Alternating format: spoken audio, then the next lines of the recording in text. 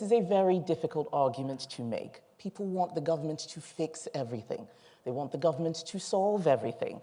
And if you ever sound hesitant, then they will make you out to be a cruel, unfeeling person, as I have discovered to my own personal cost.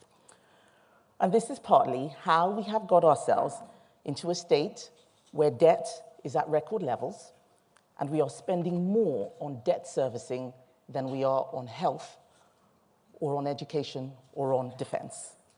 That needs to change. We need growth. Too often, we use the word growth as a throwaway comment without actually thinking about how we can actually create it or what it even is. Many times, when I'm speaking to members of the public, some assume that money comes from government. The concept of productivity is one that a lot of people don't understand.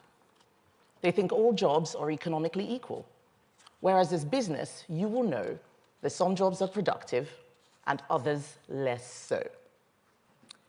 I believe that we need to rewire our economy into one where the vast majority of jobs are productive and that those that are not change. This is what I'm here to speak to you about today. But first, I want to acknowledge the reason why I'm standing here not as a government minister, but as the leader of the opposition. And it is because we Conservatives got things wrong.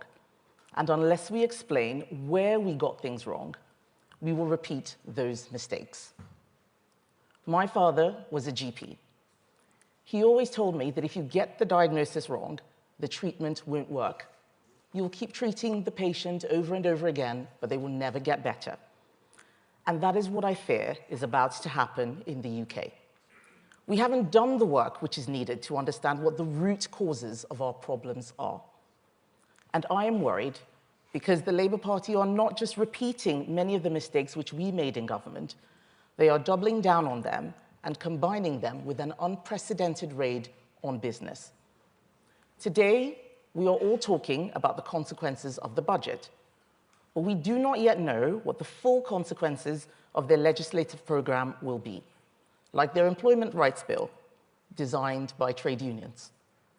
But there is no point in me just complaining about Labour when it was obvious that we Conservatives lost the confidence of business. I was not surprised at how many people attended Labour's prawn cocktail or smoked salmon offensive last year.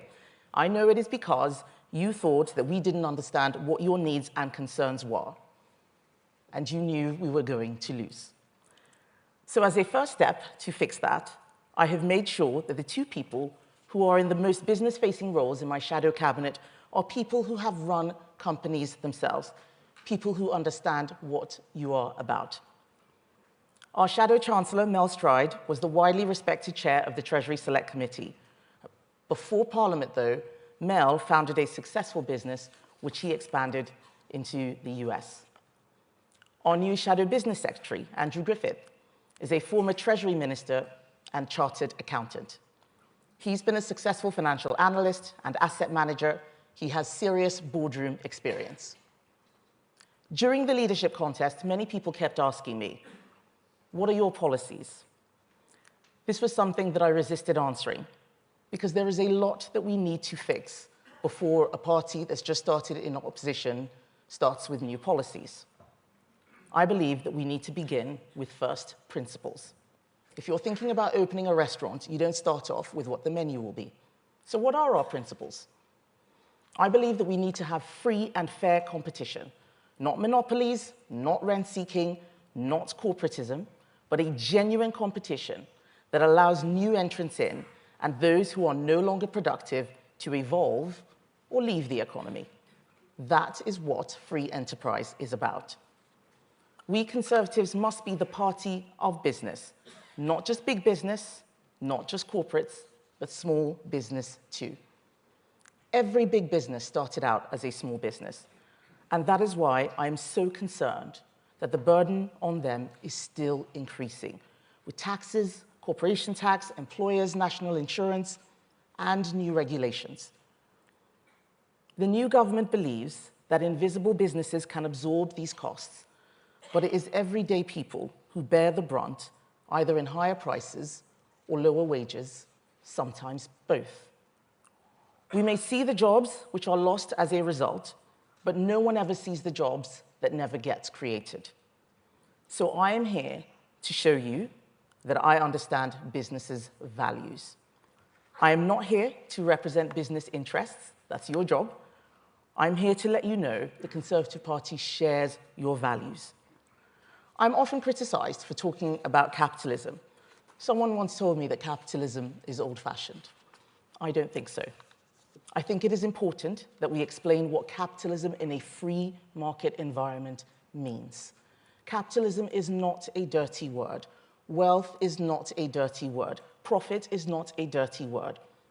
But we need to start explaining how these things deliver for the people out there.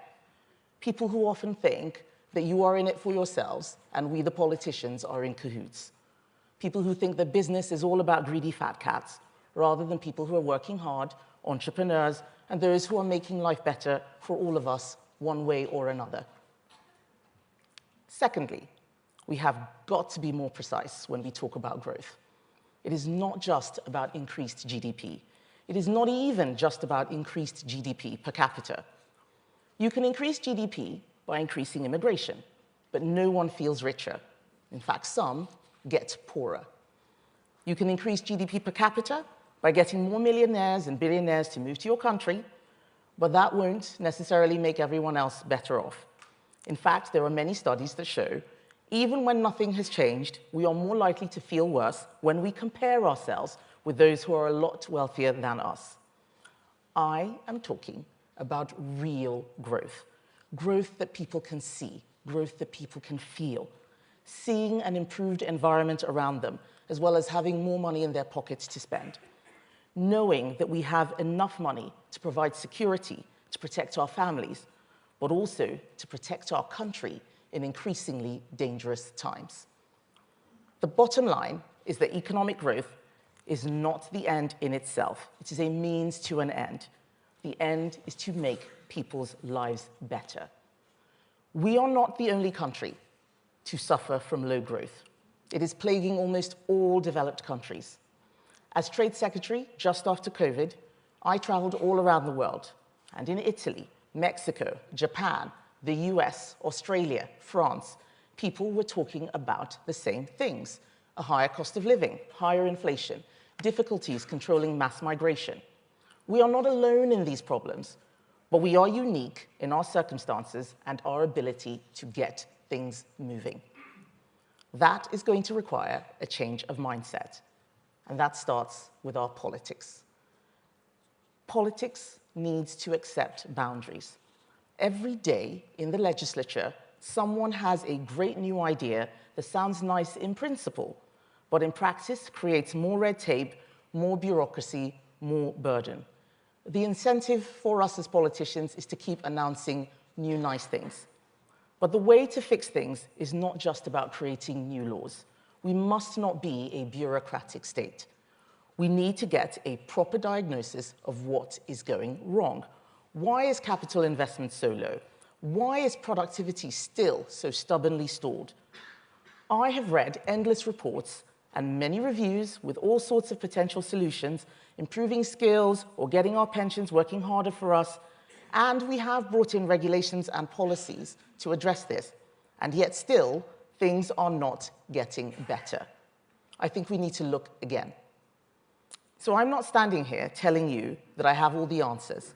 I am letting you know that I have seen the system from the inside, and it is broken. We are trying to fix problems with the wrong tools. We are using a mindset and a paradigm that worked well in the late 20th century, but does not work well when we have aggressive competitor economies like China and when there is rapid technological innovation, when our society is getting older and the birth rate is still too low. More quangos, more interference, more regulations, more laws will not fix that. We need to ask ourselves, what is the role of the state? What can we do to create a level playing field and allow you to go out and fix those problems? Finally, government itself must change. It must change what it does if growth is ever properly to return. We didn't address this when we were in government, And if Labour does not, they will fail. Government is going to have to learn from business about how to work better, quicker, and be more responsive. We can no longer tolerate a situation where building roads takes decades, where Treasury decision-making means railways don't get built, where the planning system stops investments being made by you and your colleagues. Over the last 2 decades, you have all had to transform your business models to account for massive societal and technological change. It is time that government does the same, because what we have now isn't working. They will tell you that there is no alternative. There is. We need an alternative strategy so we can finally unleash the power of business to make our country better. I believe in the immense power of business to do good. You may not be the public sector, but many of you deliver critical services for the public. So I will stand up for the values of business. It's time to defend free enterprise and capitalism, to defend lower taxes, less borrowing, and healthy, real competition. It's time to recognize that business is a force for change. It is time to acknowledge that to get growth, real, meaningful growth, that improves the lives of everyone in Britain, we will have to change what we all do. And that is what the Conservatives, under my leadership, are now about. Thank you.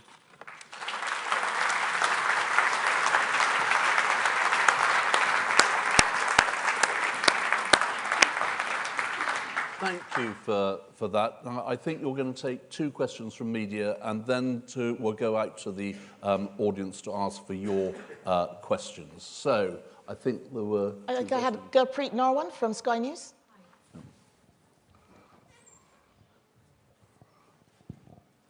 Thank you very much. Would a Conservative government under your leadership reverse the Chancellor's decision to raise employers' national insurance contributions? Well, one of the things which I have said is that where we can see that a change that has been brought in the budget will obviously not work and will not raise any money, we will change that. I said that, for instance, with the family farms tax, the agricultural property relief. We did not have employers' national insurance at this rate. So it's quite clear, certainly you look at the last budget and what we did, that we did not think it should be this high. One of the things that we're going to have to do is rewire everything. So what I'm not going to do is comment on every bit of micro-policy. There will be different budgets, there will be new things that occur, the system may change. What I am starting with is principles. We believe that employers' national insurance, while necessary to help us fund public services, is a tax on jobs. I know this from personal experience. When employers have to pay it, it means that they have less money for higher wages, they may not create new jobs. So we need to make sure that the balance is right. The fact that so many organizations, especially those that have people who are on the lowest wages, are saying that this is becoming unaffordable means that we should look again. And that's one of the first things that we're going to be doing when we start our policy platform. Simon Jack from BBC. Yes, over there. Thank you very much. Simon Jack, BBC News. You say that there is an alternative. What was the alternative to raising taxes to fill the black hole which was left by the previous government? And what taxes would you cut, or what services would you cut to fill that black hole? Thank you, Simon. So I disagree with the premise of the question. We need to stop looking at everything as if it's just a ledger where there's taxes raised and services delivered. Not everything that government does is public services. We can do things better. We can redesign things. You look at, I often use the football regulator as an example. That was something that we brought in. That is more government. Do we need a football regulator? This is one tiny thing, but you look at the cumulative effect of all of the different bits of well-meaning regulation, you add them up together, and they become burdensome. So that is why I'm not talking about which tax we'll tweak here or which service we're going to cut there. We need to completely change the way we talk about how our economy works. What is it that we're trying to do? What should government be doing? How should it do better? Are we having people in the most productive places? And that's going to require a lot of work. That's why I talk about us setting up policy commissions and deep, real reviews, asking the right questions, not just a policy tweak here or there. That's what we're going to do. If we're going to rewire the state, we need to start from there and not just adjust little knobs and levers on tax or insurance. Let's think about everything from first principles. Right, thank you for that. Now let's go to the floor. We have a question on the left there. Yes, sir. Sorry, I'm also media. Emilio from Politico. You talked about we should be building roads much more quickly. How quickly? We've seen videos of, you know, China building hospitals in 9 weeks or whatever. Once we're past the planning stage, which they obviously don't have to worry about, how quickly should we be able to build new roads or new hospitals or housing? And secondly, you talked about, I can't remember the wording exactly, a rentier society or something like that. What's your view on leasehold, and should it be reformed further? So I think the question about how long should we take is how long is a piece, it's like asking how long is a piece of string. We are taking too long. We know we are taking too long because when I was business secretary, many investors would complain about how long it took to get anything done in the UK versus Spain versus Italy. The reason why is because they found the morass of bureaucracy just too difficult to deal with. So we should be looking at what our competitor economies are doing. And we should be asking ourselves why it is that there is so much obstruction to getting things delivered. We have many, many failed projects to use as comparison. We even have live projects like HS2, which we know have cost way too much money, are still not done. You look at, for instance, the Lower Thames Crossing. I was given a figure that the planning document for the Lower Thames Crossing has cost £300 million. We haven't built anything yet. There's no, other countries, Norway, the Netherlands, they're able to do this a lot faster. We are burdening ourselves in a way that is stopping anything from happening, and that is what I want us to fix. On the question about leasehold, this is something that we set out a policy on. That's not what I'm talking about when I'm saying rent seeking. When I'm talking about rent seeking, I'm not talking about landlords. I'm talking about businesses which often just co-opt government into delivering things for them when they're not being productive. And I think we could do a lot better in terms of examining where we are spending our money and whether they are in areas that are delivering productivity for our economy. Right, thank you for that. Can I just ask you to say who you are at the beginning of your question? And please can we, I think we've done media for the moment, we're going to concentrate on members. Halfway down the aisle there, thank you. Good afternoon, my name's Jazz Singh. I'm the founder of Empowerability. I'm also a serving prisoner as I stand here today. For Britain to prosper, all its people need to prosper. What point have we got with regards to social mobility in trying to get the hard-to-reach people in our communities, those that are in excluded schools, pupil referral units and in prisons, to get them retrained so they can make a meaningful contribution to society and start lifting that burden on society in healthcare, in other addiction sort of recovery programs? Because we always talk about building more rather than actually using what we've got and making it more efficient. Okay, I do agree. I do think that we can use what we have now a lot better. And if you look at the stats on what we are spending on servicing debt, for example, I think in my speech I said we spend more on defense and more on education. I think on health, I'm not quite sure whether that is accurate on health, but certainly more on defense, more on education. So we're not using our money in the place that's delivering the very best. But to the point you made about those who are disadvantaged, about social mobility, about giving people a second chance, like people who have been to prison, we need to make sure that we start, as I said, from first principles. I've often talked about the importance of family. Yes, it is something many people think we shouldn't talk about. It's not the business of government. But you look at the prison population, for example, you look at those who are severely disadvantaged. Family has the biggest impact.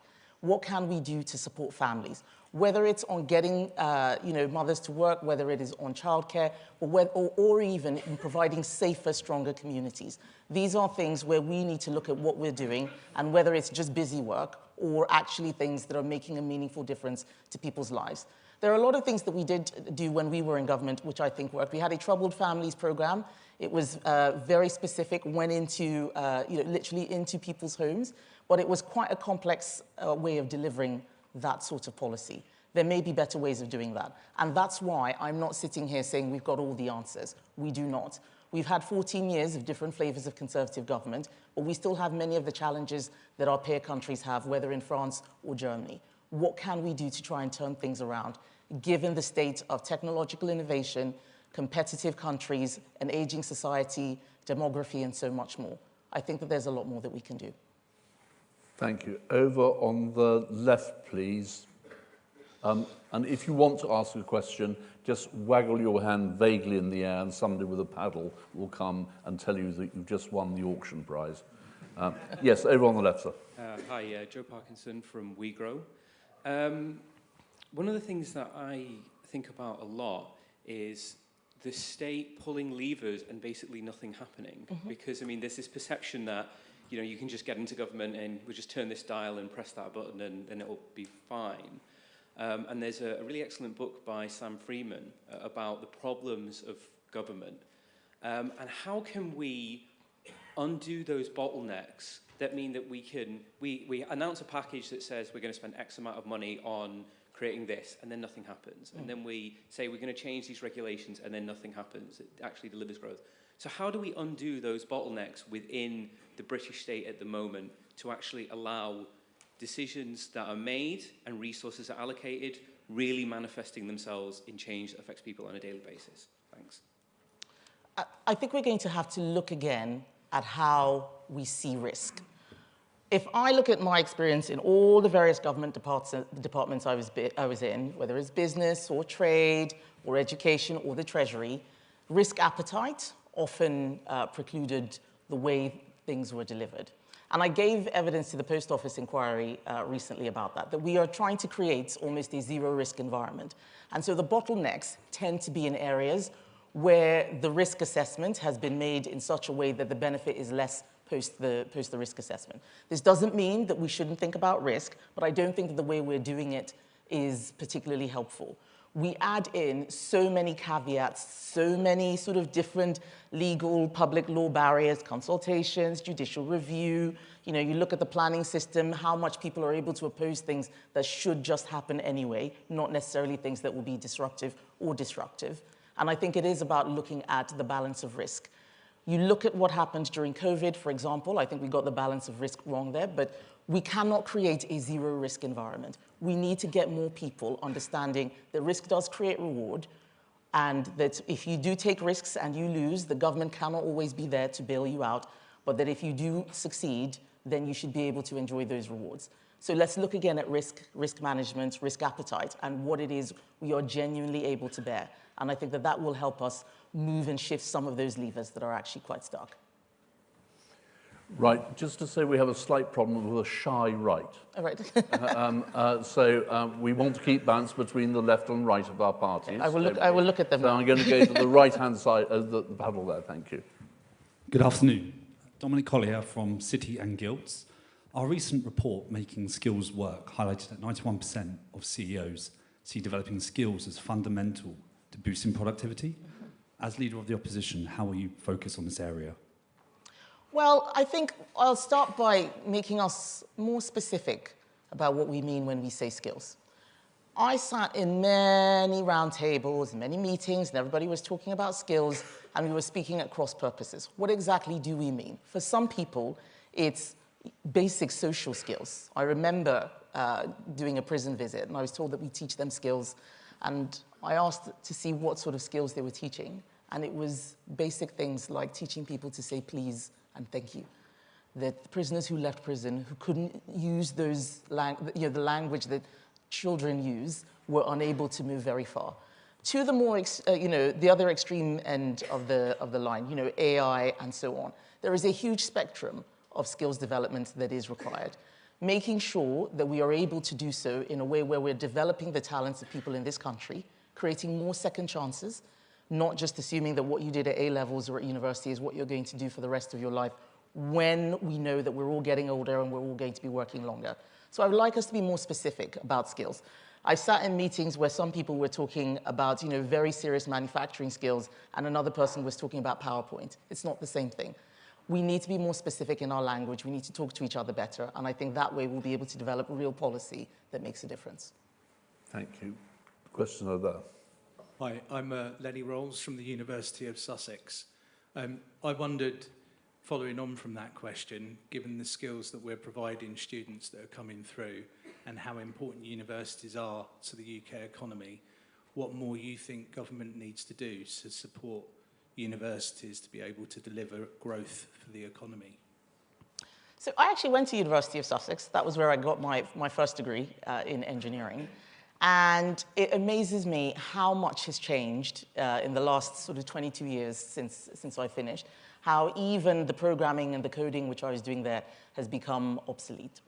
I think being able to stay current, being able to evolve with changing times is one of the things that universities find very difficult to do. And being able to show what it is that they're doing that's different, that is providing us with a competitive and comparative advantage against our peer countries is key.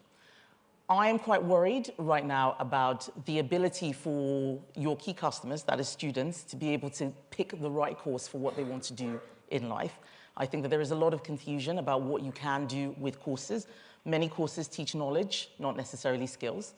So you would have heard lots of people sit in conferences like this and talk about, better partnerships with business and government and the education sector and so on and so forth. I don't want us to deal just in cliches. What does a successful partnership like that really look like? It's got to be something which we can measure. It's got to be something where the metrics are showing that what universities are doing are making a difference. And as I said, in the same competitive environment the business needs to work in, universities need to work in that competitive environment as well. If universities are not delivering for their clients, for their customers, then they need to evolve or leave.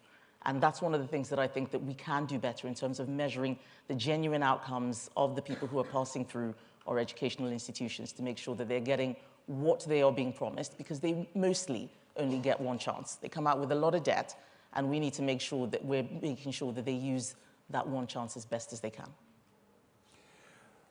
Kemi, thank you very much indeed for that, and thank you for coming here today. It's been great to see you here in Seoul. I know members will want to give you a round of applause and say thank you, Kemi. Thank you, Rupert.